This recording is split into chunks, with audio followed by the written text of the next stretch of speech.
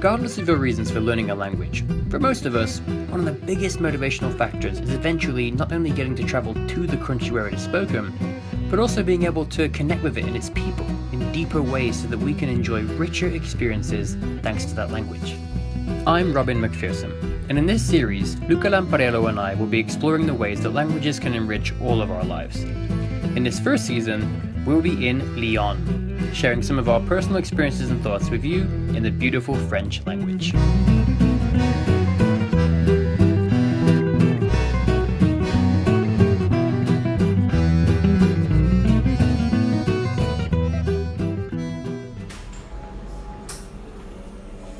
Bonjour. On peut avoir un café d'hier pour 3. Ouais, bien sûr. Vous avez une préférence pour le café ou pas? Un café de Guatemala ou un café d'Éthiopie? Quelles sont les différences? L'Éthiopie, c'est un nature. Oui. Il va être un peu plus sucré, plus de fruits. Le Guatemala, il va plus être sur du cacao, c'est un lavé. D'accord. Plus de fruits. Sur l'Éthiopie? D'accord. Ok. Oui. Et pour moi, je prends un granola. Un granola. Ouais. Et Du granola, s'il vous plaît. Mhm. Ouais, je crois qu'il faut 3, non? Ouais, ça c'est vrai. Il y a Un troisième peu. Exactement. D'accord.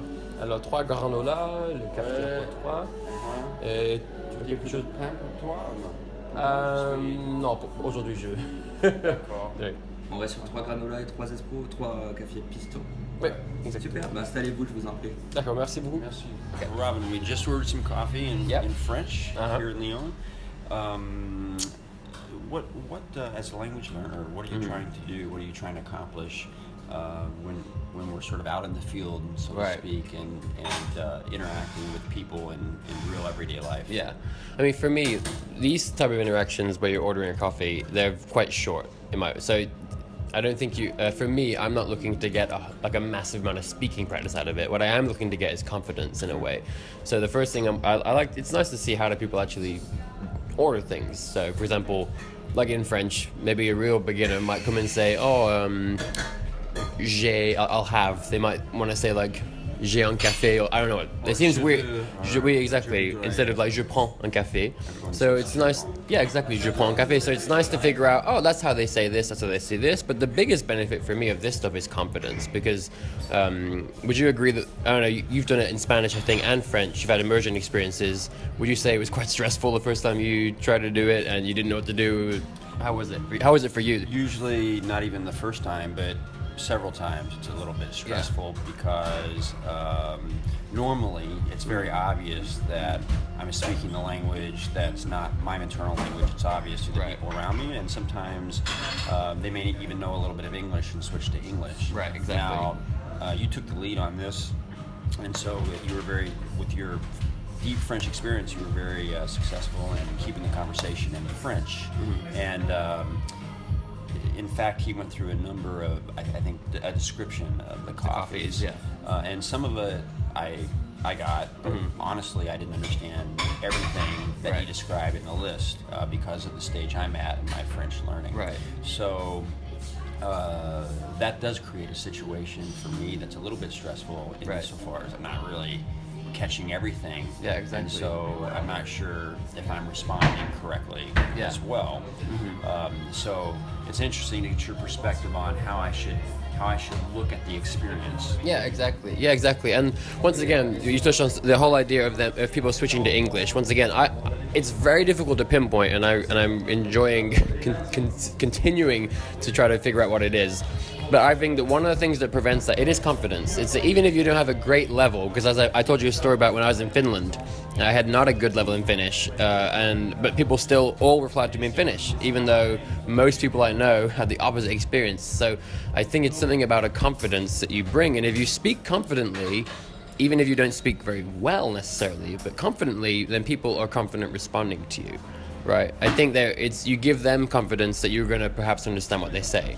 Whereas when you come in and you're very shaky, you might have perfect grammar, but if you look like a, deer in headlights, then they're probably not going to have confidence that you're going to understand. So that's why I say I think the best thing about this is building the confidence to get out there and do it, and it's just like an overall confidence you start to build speaking the language with native speakers in the field, so to speak. So And it may not happen the first time. You may have to be vigilant and just continue trying over and over and over again in order to build that level of confidence, that level of smoothness, to be able to be sort of convincing as a language speaker or a speaker of the language you're trying to learn.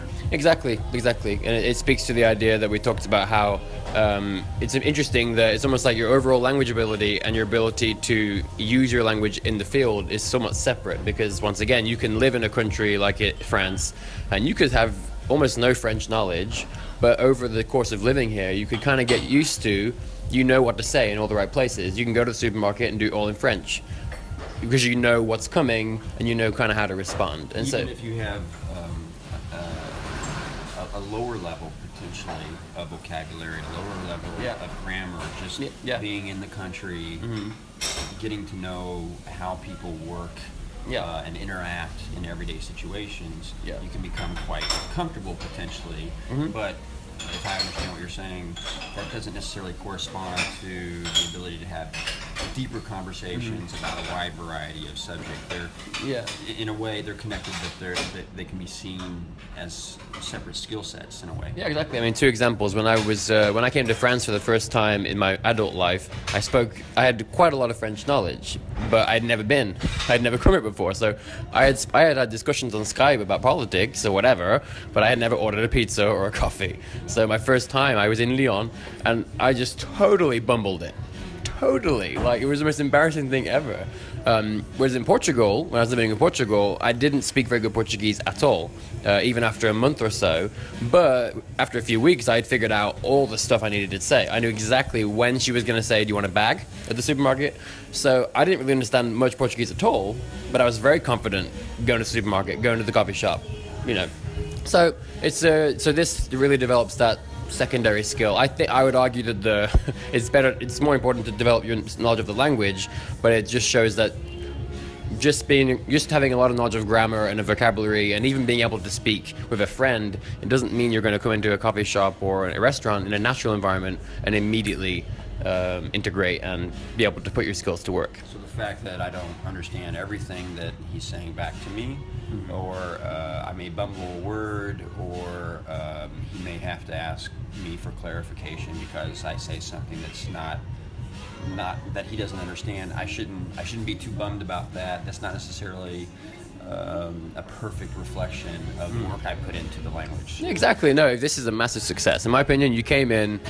First of all, we got what we wanted, because I tried ordering in Korea. I tried ordering food in Korean, and every time I got something that I did not mean to order. So, A, we actually got coffee and the coffee we wanted. B, he didn't switch to English. The whole thing was done in French.